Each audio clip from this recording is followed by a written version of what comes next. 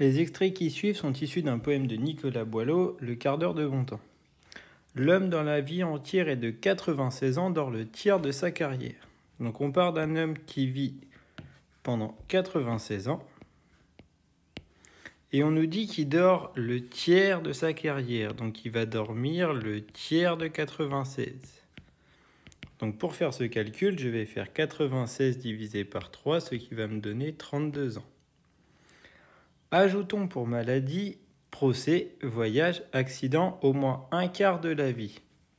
Donc notre homme vit toujours 96 ans, et pendant un quart de ces 96 ans, soit il est malade, soit il a des procès, les voyages, les accidents.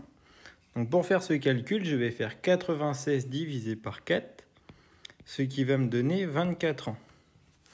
Donc au final, pendant 24 ans, soit il est malade, soit il a procès, voyage, accident.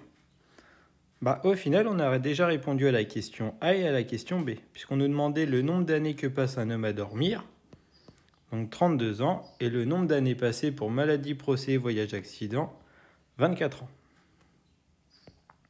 On continue. Par jour, 2 heures d'études ou de travaux. Donc 2 heures d'études. Noir, chagrin, inquiétude pour le double. Donc ici, il faut comprendre le double de 2 heures. Donc 4 heures pour les chagrins, etc.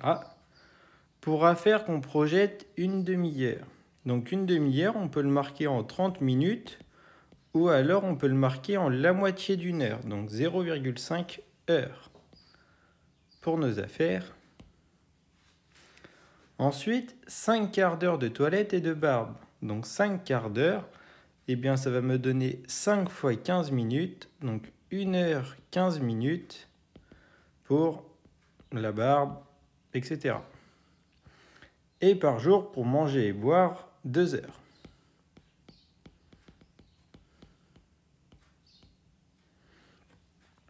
Donc on vous demande de prouver que toutes ces activités occupent 39 quarts d'heure par jour. Donc la question n'est pas évidente. Dans 2 heures, on a 8 fois 1 quart d'heure, puisqu'on a 8 fois 15 minutes. Dans 4 heures, je vais avoir 16 fois 15 minutes. Dans 30 minutes, ou dans 0,5 heures, je vais avoir 2 fois 15 minutes. Puis dans 1h15, je vais avoir 5 fois 15 minutes. Et pour finir, pour boire et manger mes 2 heures, je vais à nouveau avoir 8 fois 15 minutes. Eh bien, pour obtenir mes 39, je vais additionner 8 plus 16 plus 2 plus 5 plus 8. Et quand j'additionne tout ça, je retombe sur mes 39 quarts d'heure par jour. 39 quarts d'heure, pardon, des activités. Et dans la question B, justement, on vous demande quelle fraction d'une journée ces activités occupent-elles. Donc nous, il va falloir qu'on trouve dans une journée, il y a combien de quarts d'heure. Donc dans une journée, il y a 24 heures.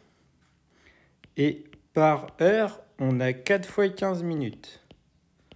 Donc pour trouver mon nombre de quarts d'heure total, je vais faire mes 24 heures fois les 4 quarts d'heure par heure. Donc 24 fois 4. Donc 96. Donc ça veut dire que j'ai 96 quarts d'heure par jour. Et moi sur mes 96, j'en ai 39 où je fais des activités.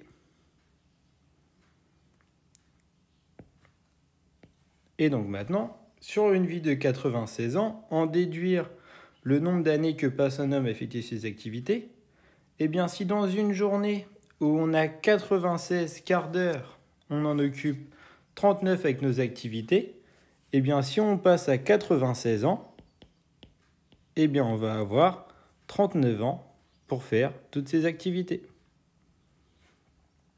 Dans la question 3, qui est assez dure, reste encore 1 an pour faire ce que oiseaux font au printemps. Par jour, l'homme a donc sur Terre 1 quart d'heure de beau temps. Expliquez comment Boileau en est arrivé à ses conclusions.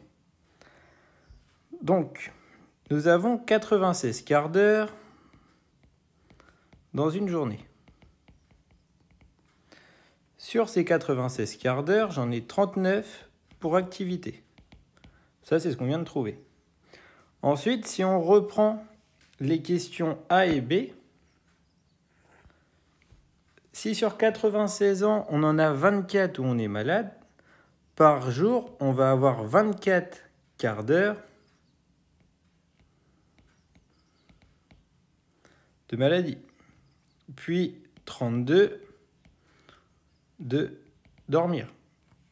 Et bien, quand je vais faire 96 moins 39 moins 24 moins 32, je vais obtenir 1.